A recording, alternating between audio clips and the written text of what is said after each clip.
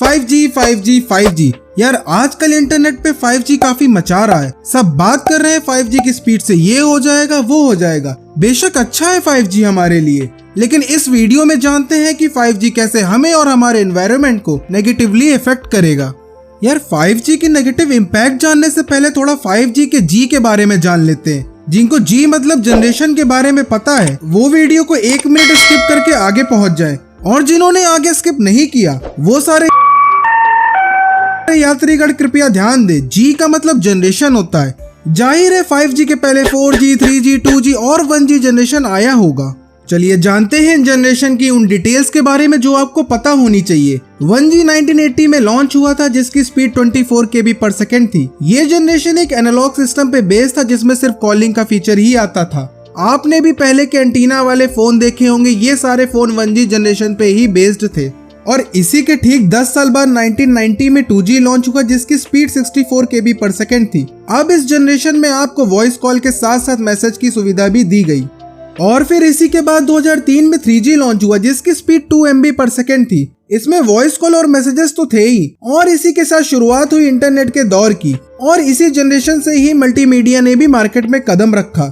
अब इसके बाद 2009 में 4G लॉन्च हुआ जिसकी स्पीड 100 MB पर सेकेंड थी। इस जनरेशन में बाकी 3 जनरेशन के फीचर तो थे ही, और साथ में एक वीडियो कॉल का भी फीचर ऐड हो गया।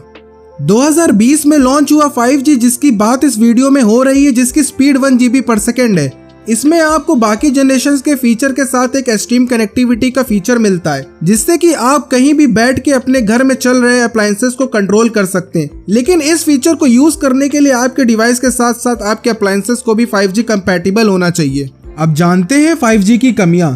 First, limited global coverage. 5G का सबसे बड़ा डिसएडवांटेज ये कि इसकी ग्लोबल कवरेज लिमिटेड है और सिर्फ स्पेसिफिक लोकेशन में ही इसके सिग्नल देखने को मिलेंगे। Second, decrease broadcast distance. हालांकि 5G तेज स्पीड से काम करता है, लेकिन ये 4G के कंपैरिजन में उतनी दूर नहीं जाएगा। इसके अलावा ऊंची बिल्डिंग्स और पेड़ 5G नेटवर्क की फ्रीक्वेंसी को ब्लॉक कर सकते हैं, जिससे अलग अलग तरीके की प्रॉब्लम हो सकती है। Third, uploading speed. एक्सपर्ट्स का ऐसा मानना है कि फास्ट डाउनलोडिंग एबिलिटी के बावजूद 5G टेक्नोलॉजी में 4G कंपैरिजन के मुकाबले कम अपलोडिंग स्पीड होगी। Fourth, weekend device batteries. जो फोन 5G कनेक्शन का यूज करते हैं उन्हें एक ह्यूज ड्रॉप दिखता है बैटरी परसेंटेज में, जो कि लॉन्ग टर्म में बैटरी स्पैन को कम करेगा। Fifth and last, cyber security. ये भी 5G की कमियों में से एक है, क्योंकि इसकी वजह से हैकिंग बढ़ सकती है। जैसा कि हमने बताया था 5G ज्यादा डिवाइसेस या अप्लायंसेस से कनेक्ट हो सकता है, तो इसी वजह से अटैक्स या हैकिंग के चांसेस भी बढ़ जाते हैं। इसलिए कंपनीज को एक सिक्योरिटी सेंटर के साथ अपने इंफ्रास्ट्रक्चर को प्रोटेक्ट करना चाहिए, जो कि एक एडिशनल खर्चा होगा कंपनीज के लिए। जब से कंपनीज ने 5G का रोल आउट शुरू किया है तब से लोगों की कुछ खास दिलचस्पी नहीं रही है 5G में, क्योंकि 5G की टेस्टिंग से जुड़े कुछ एलिगेशंस भी बाहर आए हैं, जिसमें 2018 की एक रिपोर्ट भी शामिल है, जिसके अकॉर्डिंग नीदरलैंड्स में 5G के टेस्टिंग के दौरान हजारों बर्ड्स मरी थी। हालांकि बाद में ये खबर झूठी निकली। खैर, इन सब मिसलीडिंग स्टोरीज को साइड में रखते हैं और बात करते हैं कि क्या सच में 5G हमारी हेल्थ और हमारे एनवायरनमेंट के लिए रिस्की है। 5G को लेके इसलिए चिंता करने की जरूरत है क्योंकि 5G extremely high frequency waves को यूज करता है, जिसकी वैल्यू कुछ 100 मेगाहर्ट्ज से 10 गीगाहर्ट्ज तक होती है, डिपेंडिंग ऑन लो, मिड और high 5G bands. High frequency होने की वजह से ये वेव लंबा डिस्टेंस ट्रेवल नहीं कर सकती 4G की तरह। इसीलिए 5G की कनेक्टिविटी के लिए इसके एंटीनास काफी पास होंगे। मतलब डिस्टेंस में बात करें तो 350 से 650 फीट यानी 100 से 200 मीटर की रेंज में एंटीनास रखने होंगे।